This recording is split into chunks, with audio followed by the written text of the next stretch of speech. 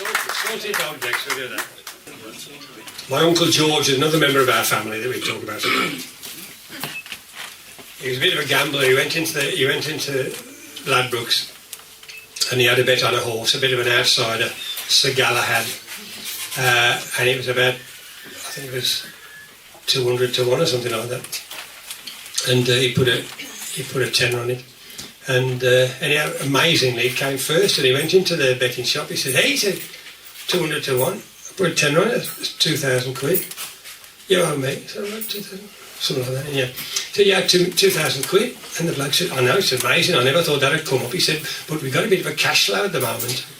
He said, "Is it possible we could give you, because it was Friday, if we can give you £1,000 today, and if you come on Monday for the other £1,000, he says, look, if you're going to bugger me back, I'll have me 10 quid back."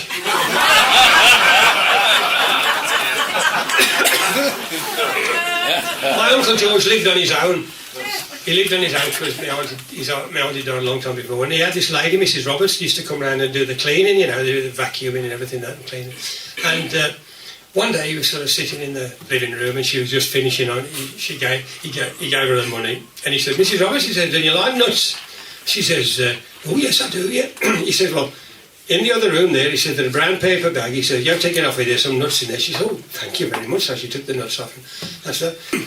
She came next week to do the cleaning. And she was, you know, vacuuming and then cleaning the doors and that and all that sort of thing. And he said, "Oh," he said, "did you like them nuts, Mrs. Roberts?" She said, "Oh, yes." She said, "They were lovely. My husband and my son and myself, we all sat around the telly watching Coronation Street. We passed them and they were really lovely." She said, "I'm glad you like them." He says, "because I only buy them for the chocolate."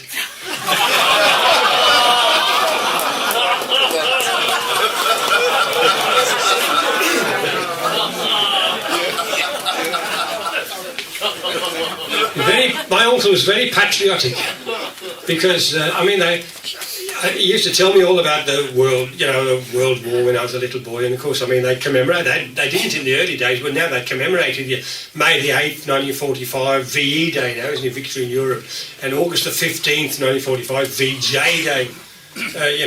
Victory over Japan. I was thinking the other day, it's a good job we don't go to war with Denmark, eh?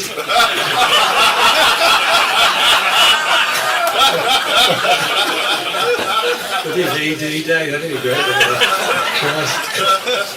My Uncle George, he had a disability. He had 2 wooden legs, actually. And a terrible thing happened once. His house caught fire. They managed to save his house, but he was burnt to the ground.